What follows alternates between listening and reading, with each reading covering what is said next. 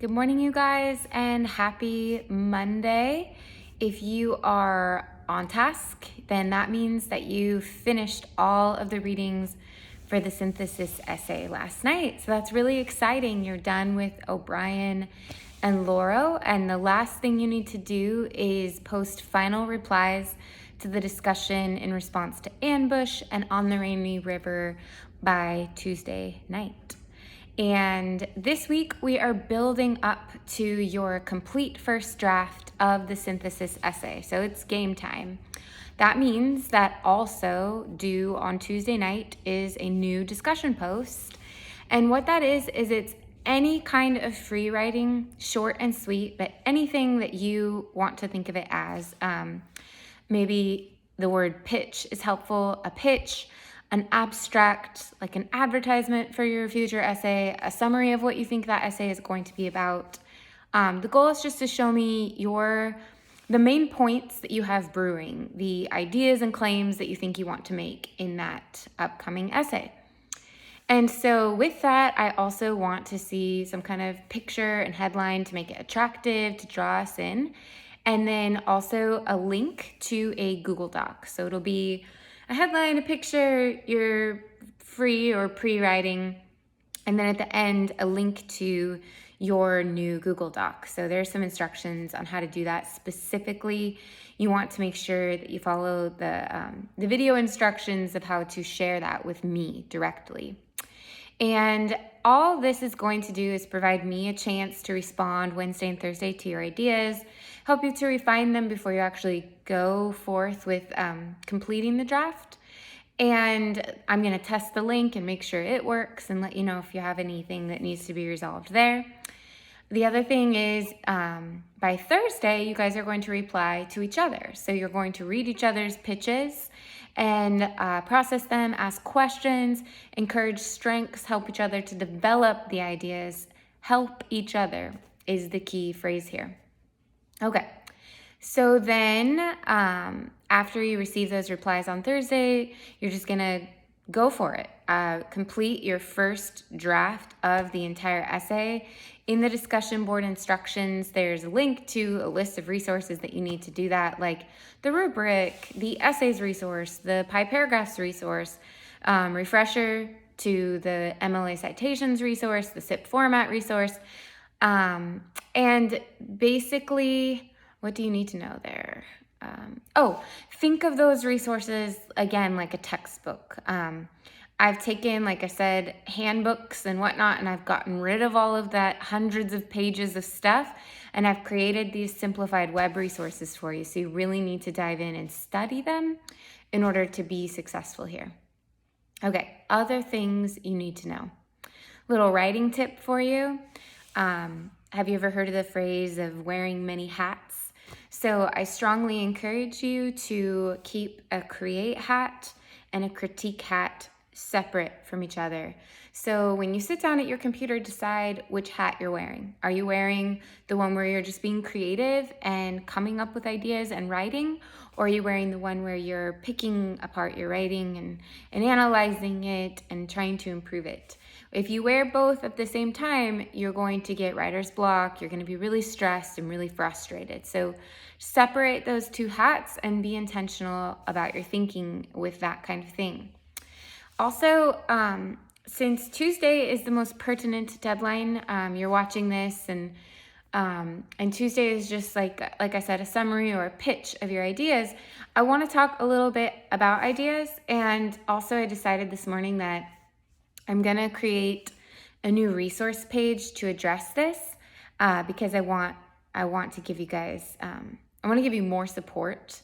But basically, what you need to know is that claims or ideas are not like, yes, it's a claim, and no, it's not a claim. They're actually on a spectrum from weak to strong. And you should think of the weaker claims are, that side of the spectrum is going to be just observable facts. There are things that if you say that thing, everyone's going to be like, because they already agree, or it's not that interesting. There's nothing to wrestle with there. So the most obvious example in the theme that we're in right now is something like war is bad. Yeah, you could make that case. You could come up with reasons, but most people would be like, uh-huh. And it has no enticing element to it. We don't need to read that. We don't need to read about that because we get it.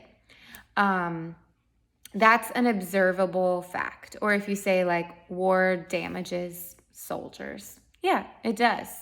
You can add complexity to that, and as you do, you're moving it along toward the other side of the spectrum. So if the weak side is observable facts that people just agree with and there's nothing to wrestle with, then the strong side is debatable, complex, interesting, makes us want to potentially argue with it or for it. So that's more where we're trying to go. Now, I'm having you post these things by Tuesday so that I can spend, like I said, Wednesday and Thursday replying. And part of that replying is going to be helping you figure out where you land on the spectrum and helping you move your ideas more toward that arguable, interesting, compelling thing to say. And so you're going to need to get original here. You're going to need to expand on the ideas from the text. And like I've been saying in my audio comments thus far with our discussions, it's not about what O'Brien or Laura wants to say anymore. It's about what you want to say. And only you can say it because you are a unique person who has integrated these sources now into your own life and consciousness. And now you can say something unique that represents that blending or braiding of the text, with your life. So I encourage you to be brave and experimental with that. And just a couple things. I'm going to spend today going through and officially grading A Piece of My Heart on the rubric. There won't be comments with that. It'll just be the grade. I gave you comments midweek on it. So now I'm just going to go in and see, did you make any changes, and update and score it. With the O'Brien round 2, I imagine that if I do any commenting, it will be really slim. And my reasoning is that it's still just a repetition of skills, right? You did O'Brien round 1 and I gave 2 rounds of comments. You did A Piece of My Heart and I gave 1 round of comments, and the rubric has been exactly the same. And so with this third one, I'm just going to go in and check it off. So the resource that is to you is you can look in the rubrics for all of those 3 discussions, and you can see, okay, what am I still not quite nailing? And now let's try to nail that in the essay. My other reason for keeping the comments slim is I really want to free up my schedule this week to be available to you for this essay pre-writing stuff. So I would rather provide robust commentary on the upcoming task, helping you figure out if your claims are sufficient, how to really work them into something more valuable over the time that we spend this week. That's where I want to pour my energy. Also, I just want to be available to you guys. So if you're wanting to email me and ask me questions about the essay, or if you want to meet with me via Zoom, I want to be completely available for all of that and not bogged down by repeating myself with the same comments over and over in these discussions. So that's where I'm at. I'm available to you, and that's my priority this week. Furthermore, is there anything else? Maybe I'll just do a recap of our timeline here, and then I'll give you a glimpse of next week. So recap, Tuesday. Finish those replies to the last 2 stories for O'Brien, and post your pitch or pitches for this upcoming essay. Short and sweet. Those are claims and ideas of your own. Add a picture, add a link to your Google Doc. Thursday, reply to 2 other people's pitches and be on the lookout for a response from me for your post. And then by Sunday, complete the entire rough draft and post it into your Google Doc. So when I click on that link by Sunday night, really Monday morning, I'll see the whole thing, the whole complete draft. How do you create that draft? You read the textbook links, essays, pi paragraphs, SIP format, MLA citations. There's a little formatting video, all that jazz.